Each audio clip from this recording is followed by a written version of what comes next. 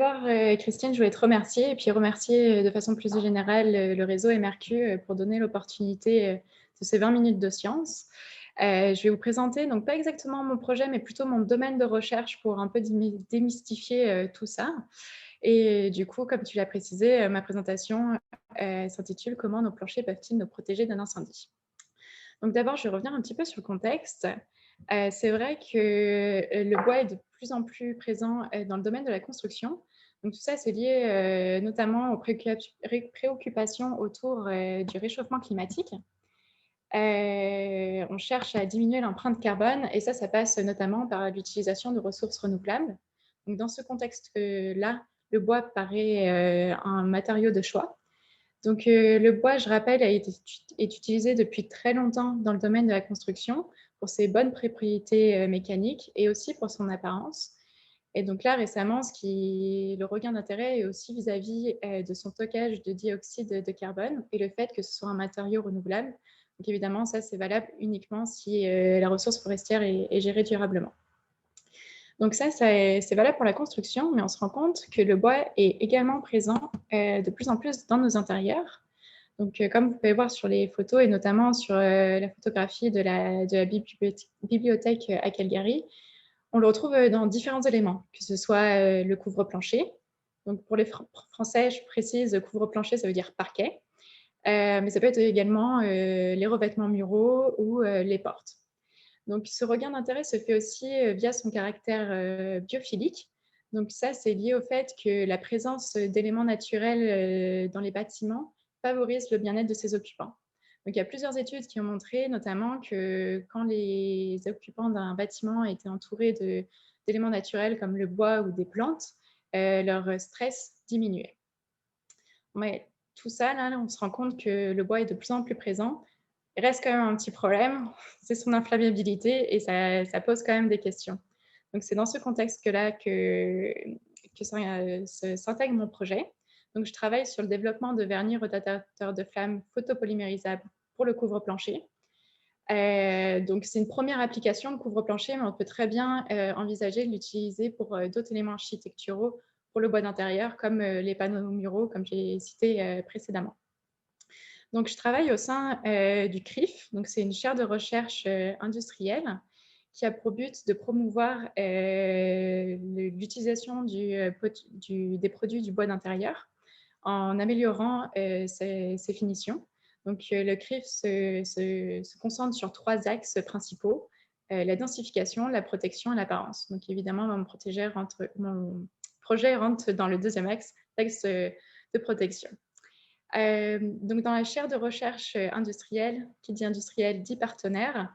Et donc, nous avons des partenaires qui s'intègrent tout au sein de la chaîne de valeur. Donc, nous avons par exemple Emco Inortech, qui va lui fournir les principaux constituants d'un vernis, Canlac qui développe des vernis et des finitions pour le bois, Boisfranc qui commercialise des couvre-planchers finis et Canadel qui commercialise du mobilier. Donc, de tout ça, on se pose la question. Là, je vous ai dit que mon projet parle des retardateurs de flammes et du bois. Donc, commençons par parler de la dégradation thermique du bois. Donc, comme vous le savez, le bois, ça brûle. Et quand on regarde ça un peu de plus près, qu'est-ce qui se passe concrètement? Donc, dans le bois, il y a 3 composants, 3 polymères principaux qui composent le bois, l'hémicellulose, la cellulose et la lignine. Donc, tous les 3 vont se décomposer, se dégrader thermiquement à différentes températures. Ils vont former des sous-produits et ces sous-produits vont également se dégrader pour former ce qu'on appelle un char. Un char, c'est une couche de protection qui se forme à la surface du bois, qui est noire et poreuse, donc qui est formée de trous et qui est principalement composée de carbone. Donc, ce que vous pouvez voir là sur l'image sur le côté, vous avez le front de pyrolyse. Donc là, vous avez la combustion qui a commencé sur ce plan-là. Vous allez voir la surface qui est dégradée. Et puis derrière, vous voyez le bois qui n'a pas été touché par les flammes et qui est du bois naturel. Donc ça, vous pouvez le voir concrètement quand vous faites brûler du bois. Je suis sûre que vous l'avez déjà vu. C'est ce qu'on peut voir là, qui est complètement noir à la surface du bois. Et donc ça, ce mécanisme de protection, ça a déjà été utilisé depuis des centaines d'années par l'homme. Donc notamment, par la technique du Shukiban. Je pense pas que la prononciation soit correcte, mais bref, c'est une technique qui est utilisée au Japon, qui consiste à faire brûler la surface, du bois et donc à faire, développer cette couche protectrice et donc ça va permettre de rendre le bois plus résistant, au feu, mais également, aux attaques d'insectes et de champignons. Donc ça, cette technique est utilisée depuis, le XVIIIe siècle au Japon notamment. Alors ça, c'est intéressant, mais par contre, on perd l'aspect naturel du bois. Donc il existe d'autres traitements plus classiques pour garder, l'aspect naturel du bois. Donc on va avoir un traitement, on va faire un traitement pour ralentir la propagation des flammes qui va être soit par imprégnation, soit en surface, soit par plasma. Donc en imprégnation, on va venir, faire pénétrer la solution retardatrice de flamme vraiment dans le bois, donc dans les fibres du bois. En surface, c'est le fait de déposer un vernis ou une peinture. Donc, c'est vraiment dans cet axe-là que s'intègre mon projet. Et on peut également envisager un traitement par plasma. Donc ça, cet axe-là, c'est plutôt en développement, au stade de la recherche, et ce n'est pas encore viable industriellement. Ce qui est important de noter, notamment dans le cas de l'imprégnation, quand on va venir imprégner un traitement retardateur de flamme, on peut également l'associer à d'autres traitements, comme des traitements pour la préservation du bois, donc éviter les attaques des champignons et des insectes. Donc, pour revenir au cas du bois d'apparence, donc ce que je vous ai présenté tout à l'heure, on s'intéresse particulièrement à des éléments qui sont de faible épaisseur, des éléments de bois qui sont de faible épaisseur quand on compare à du bois d'œuvre. Et on a la présence d'un vernis en surface. Donc ce vernis remplit plusieurs fonctions. La première, elle est esthétique. Donc c'est clairement la première photo que vous pouvez voir en haut. Par exemple, pour un couvre-plancher, on va choisir d'avoir un fini qui soit plutôt brillant ou mat. Donc ça, c'est la première chose qu'apporte le vernis, la modification de l'esthétique. Et la deuxième chose, c'est la protection et la modification des propriétés de surface du matériau. Donc, ça va servir vraiment à protéger notre matériau et à augmenter sa durée de vie. Donc, qu'est-ce que j'entends par protection? Il faut, par exemple, dans le cas du couvre-plancher, imaginez, vous êtes dans votre cuisine et vous faites tomber quelque chose par terre. Il faut que votre couvre-plancher soit résistant à ça et qu'il soit résistant aux tâches que vous allez faire et également aux produits d'entretien que vous allez utiliser pour nettoyer cette tâche-là. Donc, c'est pour ça que quand les industriels développent des vernis, ils vont faire différents tests. Et par exemple, ils vont tester la résistance à des tâches de produits communs que les utilisateurs vont avoir l'habitude d'utiliser au quotidien. Donc, par exemple, ça peut être des résistances de tâches au vin, à la moutarde, au café, qui sont des produits qui sont connus pour laisser des tâches sur des matériaux. Une autre utilité d'appliquer un vernis, c'est aussi d'améliorer d'autres propriétés comme la résistance au feu. Donc là, c'est le cas de mon projet. On peut imaginer d'autres choses comme une résistance microbienne. Donc, ce qu'il faut comprendre, c'est que quand vous venez appliquer un vernis, vous venez appliquer une couche organique qui va être un très bon combustible pour le feu. Et donc, le vernis est constitué de polymères et c'est également ce qu'on retrouve dans les plastiques, par exemple.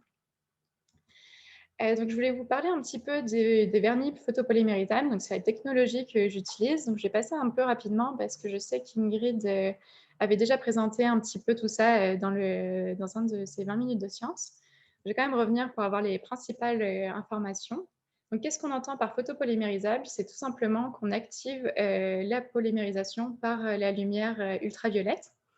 Donc concrètement, qu'est-ce qui se passe? Moi, je prends mes vernis qui sont liquides, je les applique sur des planches de bois, je les passe dans mon four UV. Donc c'est tout simplement dans un four à laquelle mes planches vont être exposées à la lumière ultraviolette.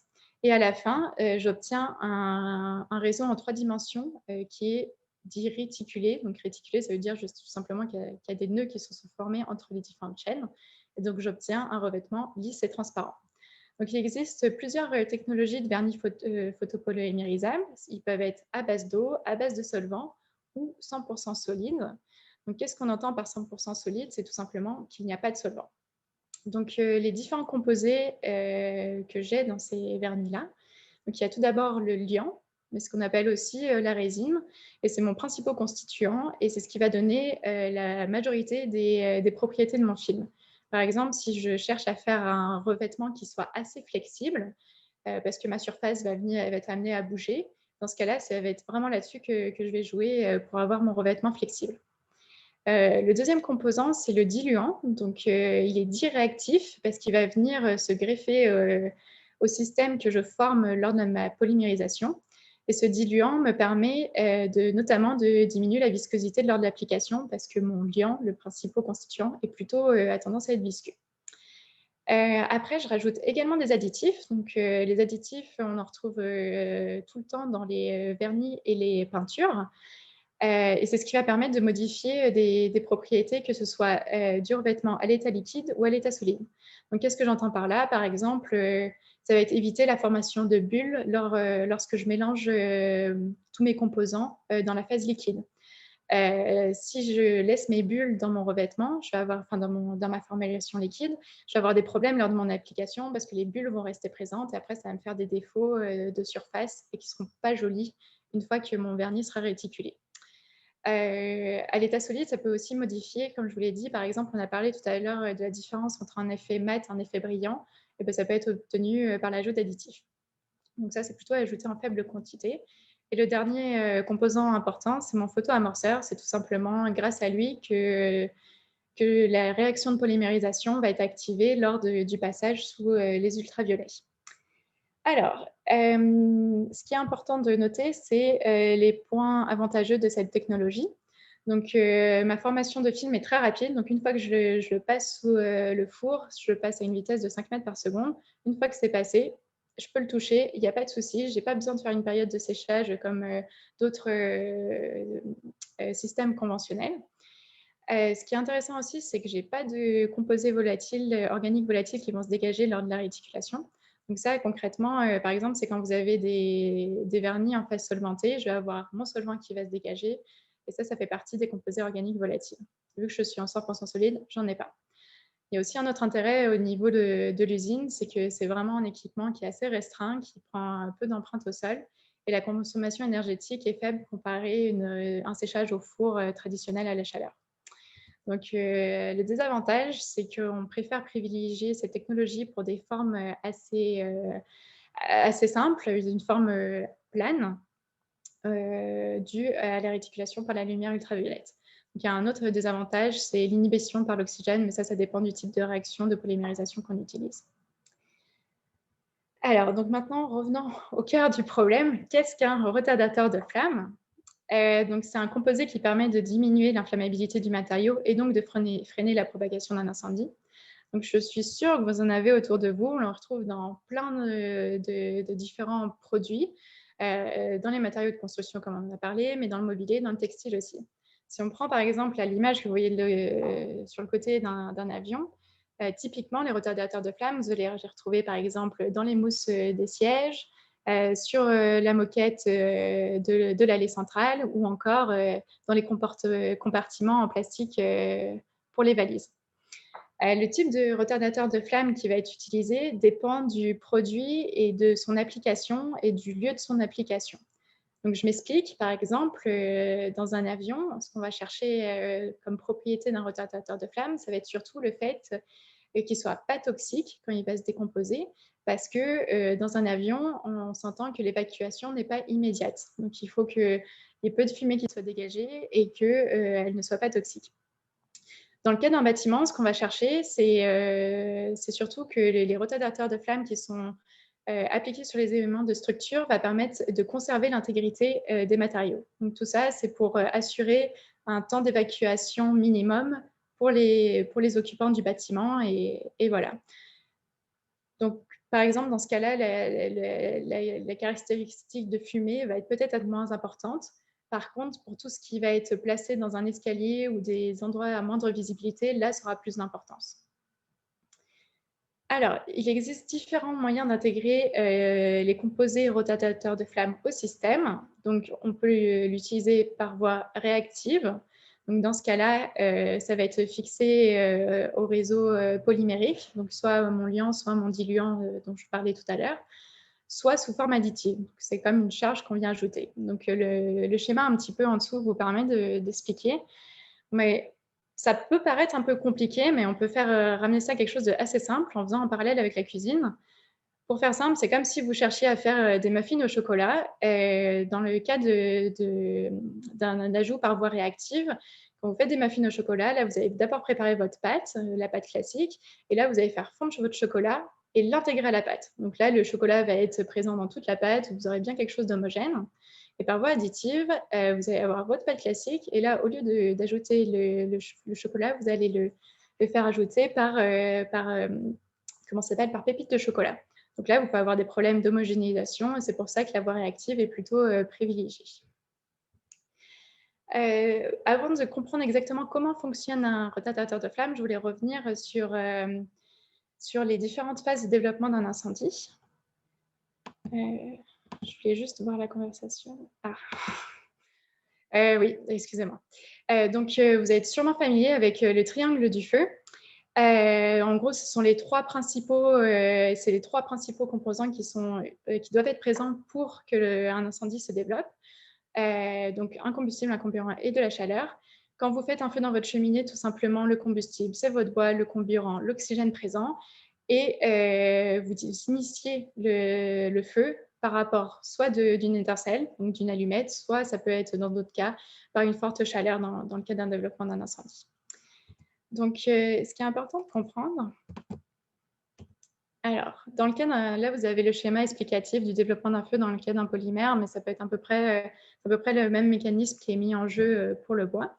Donc, vous avez tout d'abord un flux de chaleur important qui va initier la dégradation du polymère. Sous cet effet de chaleur, il y a des gaz combustibles qui vont se former. Quand cette concentration en gaz combustible est assez importante, il va y avoir une flamme qui va apparaître. Et cette flamme va dégager de la chaleur et va rapporter de la chaleur au polymère et va entretenir le cycle du feu. Et donc, l'incendie a lieu tant qu'un des trois facteurs n'a pas été supprimé. Et donc, tant qu'il y a du combustible, en général, c'est souvent celui-là qui est supprimé en premier. Donc, une fois que vous savez ça, on peut un peu mieux comprendre les différents modes d'action des retardateurs de flamme. Donc, une des premières actions des retardateurs de flamme, ça peut être en phase solide. Donc, dans ce cas-là, les retardateurs de flamme vont venir former une couche protectrice en surface. Donc, ça revient exactement au char qu'on voit qui se forme dans le cas de la combustion du bois. Et donc, cette couche protectrice va limiter les échanges de la flamme vers le substrat et de le substrat vers la flamme. Donc, c'est-à-dire qu'il n'y aura plus de combustible, le matériau qui va aller vers la flamme, et il n'y aura plus non plus d'oxygène et de température qui va aller vers le matériau et qui va entraîner sa dégradation. Dans le cas du bois aussi, ce qu'un retardateur de flamme peut faire, c'est favoriser le charbonnement du bois, donc favoriser ce mécanisme-là. Donc, il peut y avoir une autre action, c'est en phase gazeuse. Donc, il y a plusieurs types d'actions. La première, c'est le fait de dégager des gaz qui sont non combustibles, donc qui va diluer la part de gaz combustible dans la flamme et donc du coup réduire la proportion de la flamme. Il peut y avoir aussi une action d'inhibition de la flamme. Donc ça, concrètement, c'est des petites molécules qui viennent piéger les molécules qui sont très actives et qui activent la flamme au sein de l'incendie. Et on peut avoir un dernier mécanisme, c'est ce qu'on appelle une réaction endothermique. Donc, quand le composé retardateur de flamme va se dégrader, il va capter de la chaleur de la flamme pour se dégrader. Et donc ça va faire baisser la température générale de l'incendie. Évidemment, les retardateurs de flamme peuvent combiner ces deux actions. Je voulais vous présenter quelque chose qui n'est pas exactement en rapport avec mon projet, mais qui est quand même intéressant, c'est les revêtements intumescents. C'est un cas particulier des revêtements retardateurs de flamme. Donc, ils sont composés de trois principaux produits, donc une source de carbone, une source d'acide et un agent gonflant. Donc, tout ça, c'est ce qui va se retrouver dans les polymères, donc dans la résine d'un vernis ou d'une peinture. Et qu'est-ce qui va se passer? En fait, c'est sous l'effet de la chaleur, je vais avoir ma source d'acide qui va se décomposer et qui, liée à ma source de carbone, va commencer à faire une petite mousse. Et cette mousse, en fait, elle se crée par le biais d'agents gonflants. Ces agents gonflants, en fait, ce sont tout simplement des composés qui vont libérer du gaz lorsqu'ils vont se dégrader. Et ces bulles de gaz vont se retrouver piégées dans cette structure. Et ça fait comme une mousse, clairement comme de la mousse à raiser, par exemple, mais un petit peu plus solide. Donc là, vous voyez sur le côté une coupe transversale d'une peinture intumescente exposée à de la chaleur. Et donc tout ça, c'est ce qui se développe sous l'effet de la chaleur. Donc je vais vous montrer ce que ça donne lors d'un test. Et donc c'est assez impressionnant parce que le film peut s'agrandir de 50 à 200 fois sa taille suivant les propriétés du vernis. Donc ça, là, ce que vous voyez, c'est un test au cône calorimètre et c'est la dernière chose que je souhaitais vous présenter rapidement. Ce sont les différents tests de caractérisation au feu. Donc, je vous en présentais 2. Le cône calorimètre, donc ça, c'est celui qu'on a à l'université Laval et c'est vraiment un des tests incontournables quand on caractérise la résistance le comportement au feu d'un matériau. Donc, qu'est-ce qui se passe concrètement? On va exposer notre échantillon à une résistance conique. Concrètement, en fait, on fait monter la température. Pour vous donner un titre d'exemple, moi, mes échantillons, je les expose à peu près à une température de 730 degrés. On place une source d'ignition, donc c'est comme un briquet. Ça va venir, il y a un arc électrique qui va venir initier la flamme. Et tout ça, c'est passé sur une balance. Donc concrètement, qu'est-ce qu'on obtient? On obtient ce genre de courbe, donc qui est la mesure du débit calorifique en fonction du temps. Donc, sur ce genre de courbe, ce qui est intéressant de voir, c'est concrètement son allure. Donc, la première partie correspond à l'ignition, donc à l'apparition de la flamme. Après, vous avez la formation d'un plateau. Donc ça, le plateau correspond à la formation du char du bois. Et quand vous voyez que ça remonte, c'est parce que le char va céder sous l'effet de la température. Et dans ce cas-là, une fois que le char se brise à certains endroits, vous avez du bois vierge qui va être consommé. Et après, vous avez le débit calorifique qui descend jusqu'à l'extinction de la flamme. Donc, ce genre de test va nous donner plein d'informations et on peut notamment regarder quand est-ce qu'apparaît la flamme, pendant combien de temps l'échantillon brûle. L'allure sous la courbe l'allure de la courbe, excusez-moi, traduit le débit calorifique et on va regarder aussi sa valeur maximale, son pic. Et ça, c'est vraiment ce sur quoi on se base pour comparer différents traitements qu'on fait. Et il y a une dernière chose qu'on regarde, c'est aussi la masse d'échantillons après le test. Donc, si elle augmente, ça veut dire qu'on a formé plus de chars. Et il y a un dernier test qu'on peut regarder, donc qui est vraiment utilisé là plus dans le cas des couvre-planchers. C'est un test de propagation de flammes qui s'appelle le tunnel Steiner. Et ce qui se passe, c'est qu'on va placer nos planches sur lesquelles est appliqué nos revêtements dans une enceinte fermée, avec la face sur laquelle est appliqué le revêtement vers le bas, et on met une flamme à une de ses extrémités. Donc, dans l'enceinte est fermée, il y a un flux d'air qui est contrôlé. Et ce qu'on va regarder, en fait, c'est tout simplement, pendant une période de temps, la propagation de la flamme. Donc là, si vous voyez sur la photo, vous voyez des petites fenêtres. En fait, c'est tout simplement pour voir où on est rendu le front de flamme pendant le test. Donc, ce test nous donne l'indice de propagation des flammes et l'indice de densité de fumée. Donc, il y a quand même un petit inconvénient, c'est que ce test est normé et que les échantillons font 7 mètres par 0,5. Donc, vous comprenez bien que quand on fait des premiers tests au laboratoire, ce n'est pas très pratique. Donc, par exemple, c'est pour ça qu'il y a des tests à l'échelle réduite qui sont développés. Et donc ça, à Lille, donc, où je fais ma co-tutelle, ils ont réussi à développer un test à l'échelle réduite. Et dans ce cas-là, on utilise des échantillons qui font plus que 90 cm par 6. Donc c'est quand même beaucoup plus simple pour faire des premiers screenings et faire des premiers traitements. Donc je voulais quand même attirer votre attention. Là, vous avez la cheminée sur le côté qui permet d'extraire les fumées dégagées lors du test. Et là, ce que vous voyez sur le côté, c'est un opacimètre, donc ce qui permet de mesurer le dégagement de fumée au cours du test. Donc voilà pour la présentation. Donc s'il y avait quelques petites choses à retenir, je pense que c'est surtout que le fait que lorsque le bois est exposé au feu, il y a une formation d'une couche protectrice naturelle, que dans le cas du bois d'apparence, il y a la présence d'un vernis qui est là pour protéger le bois et pour d'autres applications, et que cette couche de protection apporte quelque chose d'organique qui va très bien brûler. Donc, c'est aussi important de considérer ça et qu'il faut apporter un traitement retardateur de flamme pour protéger également sur ce biais-là et qu'il existe plusieurs tests pour caractériser et un petit peu mieux comprendre comment va se comporter un matériau lors d'un incendie. Je vous remercie pour votre attention et puis je profite de l'occasion pour remercier l'équipe du CRIF et les différents partenaires. Donc si vous avez des questions, n'hésitez pas et puis si vous avez des questions un peu plus précises, je serais ravie d'échanger avec vous par mail.